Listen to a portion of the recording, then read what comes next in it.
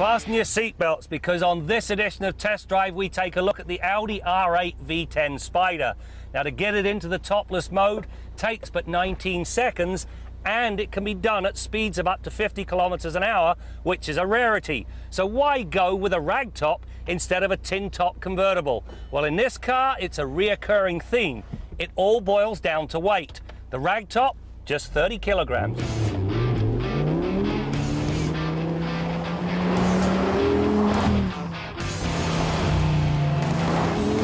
The biggest challenge when creating any drop top is preserving the structural integrity of the body when the roof is removed.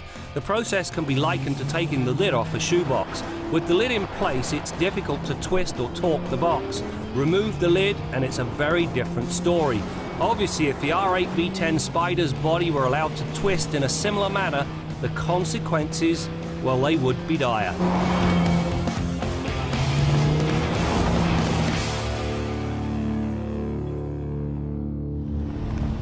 It only takes a couple of minutes behind the wheel of this Spyder to realise there is no cowl shake whatsoever, and it all boils down to the work that was done underneath the brightwork.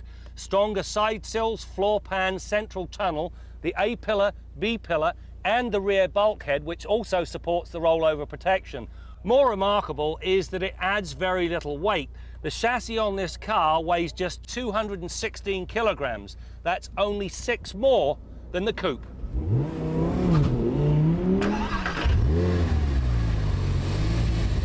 The new Spyder arrives with the same delightful engine as the coupe, a 5.2-litre naturally aspirated V10 that's just plain radical. Using variable valve timing on each of its 4 cams, direct fuel injection and a high 12.5:1 compression ratio, this engine delivers 525 horsepower and 390 pound-feet of torque, 80% of which is ready to run at 1,000 RPM. The technology packed into this engine also means it attains the holy grail of boasting more than 100 horsepower per litre of engine displacement. In this case, 100.9 stallions per litre. The dietary considerations continue at the back end of this Spyder. This deck lid and the rear fenders are actually made of carbon fibre reinforced plastic. When compared to steel, they are 52% lighter. Add that to all the other lightweight measures and you end up with a car that weighs just 1,720 kilograms. That means that each of the stallions, well, it only has to motivate 3.28 kilograms of car. That is why this thing is so blindingly quick. 4.1 seconds to 100k. The power is relayed to the road through a slick shifting 6-speed manual box, a delightfully light clutch and Audi's legendary Quattro all-wheel drive system. Even when gunned from a standstill, there's no wheel spin, period. In fact, it hooks up so seamlessly that there's virtually no need for the electronic nanny to wag a disapproving finger.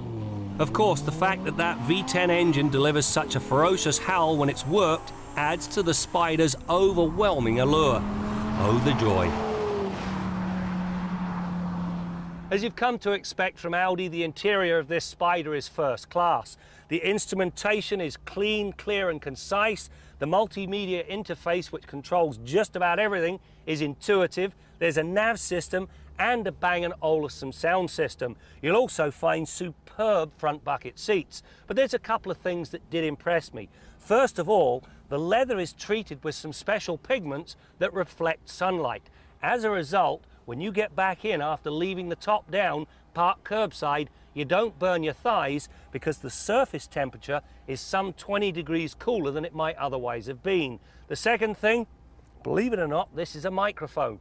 When you're driving along top down and make a hands-free call, you speak through this microphone. So instead of sounding like you're in the middle of a force 10 gale, you get a normal conversation. All of the technical excellence so far would not be worth a hill of beans if the Spyder did not handle. To say this thing is tenacious is an understatement.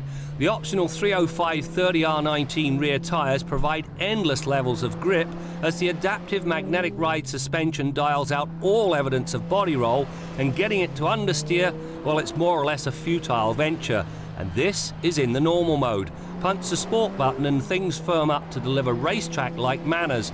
Of course, the steering is perfectly weighted and it delivers exceptional feel and feedback. It's a balanced ride that devours pylon tests and twisty roads alike. For a car to make it onto test drive, I have to do a lot of juggling. We have to make sure that we get a balance between import and domestic, affordable versus expensive, car versus truck, SUV versus minivan. It goes on and on and on. However, occasionally you get a car that needs no justification whatsoever. This is it. I love the R8 V10 coupe. This Spyder blows the doors off it.